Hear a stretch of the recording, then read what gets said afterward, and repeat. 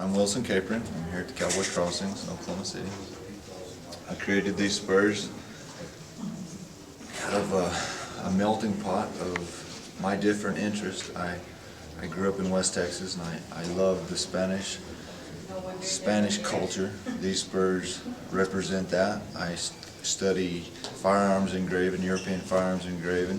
These spurs have some of that, and then I live in West Texas, so these spurs also have a little bit of Texas in them. So there's really not a style that I can say that these particularly pertain to, other than it's just me. I love every last minute of it because it is me and it's my interest and it's just an expression of, and I totally enjoyed the whole process. So thank you.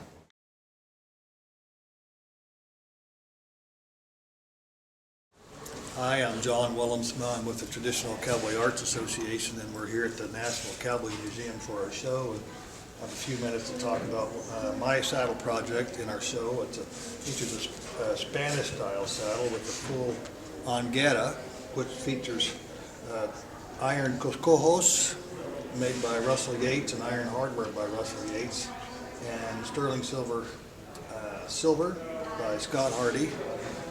One of the interesting things about the whole saddle is all the flower carving and all the silver work has been filigreed, which means that the background has been removed, which adds to the layer of difficulty to it, but gives it a much more of a refined look to the whole project. I wanted a saddle that had an incredibly regal type of refined look to offset how large and how big the whole project is. And with the tooling and with the silver work, it just makes it look incredibly more refined, and probably one of the most funnest projects that I've ever worked on. At times intimidating, but I think at the end run, I think very, very pleased with how it turned out, and just hope everybody enjoys looking at it because it was a lot of fun.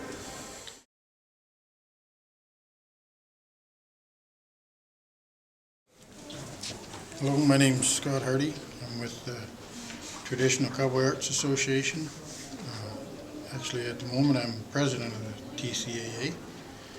We're at the National Cowboy Museum for our annual TCA show at Cowboy Crossings. My major project this year was a concho belt, which I'd had in my mind for about 10 years. I've always believed that the women of the West should be able to celebrate too. So this buckle's made up of 15 conchos in varying sizes, all sterling silver with 18 karat gold pods. The decoration is filigreed, which means the background is taken out, and then the remaining scrolls are relieved and raised, and then fully hand engraved. This project was a lot of fun to do. I wanted to make it so that it was easy to wear, so the belt could go behind the conchos and it wasn't a problem for the wearers. It wasn't hanging down to clutter the architecture of the piece. We've got approximately 270 hours of work in this. There's times when you bite into a big project where you regret doing that part way through, but this project was a lot of fun for me. It really pushed me, so even though it was 270 hours, it didn't feel like that.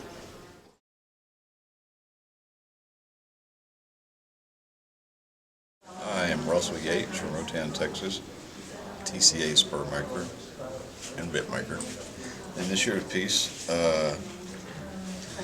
it's a drawing I've had sitting around a few years. It's slowly been modified, rehashed. Of course, the influence is from a design book. It's honestly, I don't remember exactly, it's either a Greek or Roman column of an architectural design book that I found.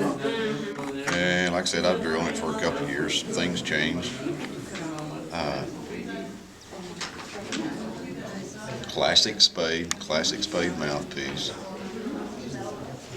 There is some things that are kind of non-traditional about it. The concho on the side, they're not riveted on or braided on. They're put on with machine screws, like the knife makers do some of their handles. And it's the first time I've ever done that, and really made my work easier. Still a clean look. You can assemble a thing after it's all been engraved and the finishes are on. So it really made things easier. There's nothing in particular thing different about it than any other spade did make. It's just it was mainly a kind of a machine job.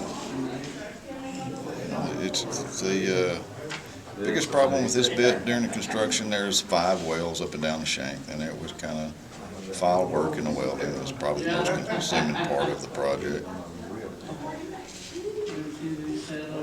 And like I said, I kind of tried to mirror some of the architectural elements throughout the thing. Rain chains, the swivels on the chains. And like I said, you can kind of see the architectural influence.